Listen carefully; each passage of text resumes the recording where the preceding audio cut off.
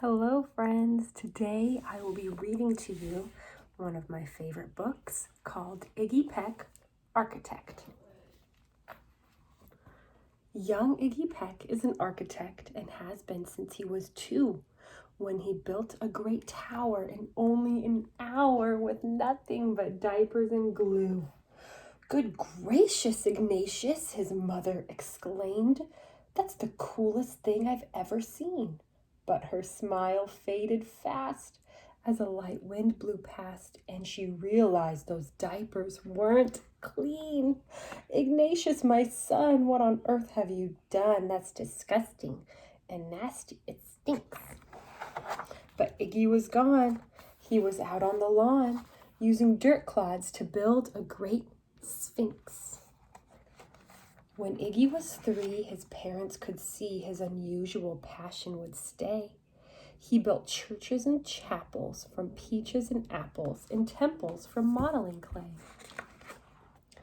At dinner one night, to his father's delight, Iggy got a bright gleam in his eye, and out on the porch built the St. Louis Arch from pancakes and coconut pie.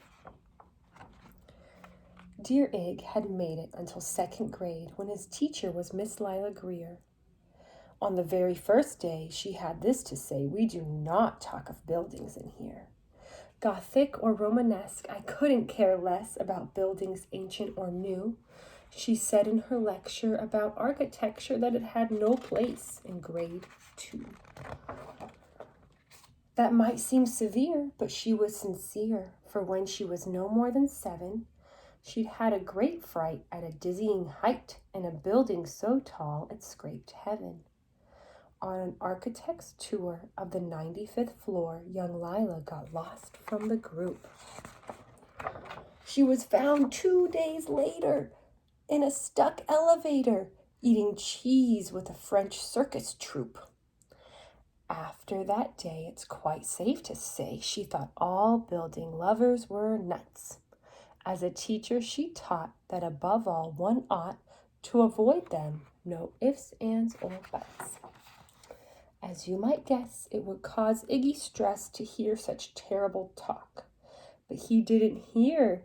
He sat in the rear while building a castle of chalk. "You, Iggy Peck, your desk is a wreck. Tear down that castle right now. You will not build in here. Is that perfectly clear? Do you need to see Principal Hal?" "No, ma'am," Iggy said. He lowered his head and his heart sank down to the floor.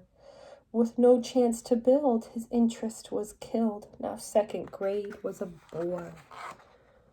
After 12 long days that passed in a haze of reading and writing and arithmetic, Miss Greer took the class to Blue River Pass for a hike and an old-fashioned picnic. They crossed an old trestle to a small island nestled in the heart of a burbling stream. But they no sooner passed than the footbridge collapsed, and Miss Lila Greer started to scream. "We're trapped here. Oh my, alas, kids, goodbye." Her eyeballs rolled back in her head. She dropped to the ground with a vague groaning sound. Luckily, she was fainted. The class was amazed. They stood there quite dazed, uncertain of what they should do. But one bright young man was off hatching a plan, which started with Miss Lila's shoe. Soon each lad and lass there at Blue River Pass was working together as one. And when she came to, Miss Lila Greer knew that something quite brave had been done. She looked in the air and saw hanging there a structure with cables and braces.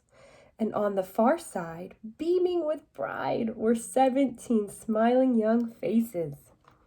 Boots, tree roots, and strings, fruit roll-ups and things, some of which one should not mention, were stretched ridge to ridge in a glorious bridge dangling from shoestring suspension. It all became clear to Miss Lila Greer as she crossed that bridge over the stream. There are worse things to do when you're in grade 2 than to spend your time building a dream.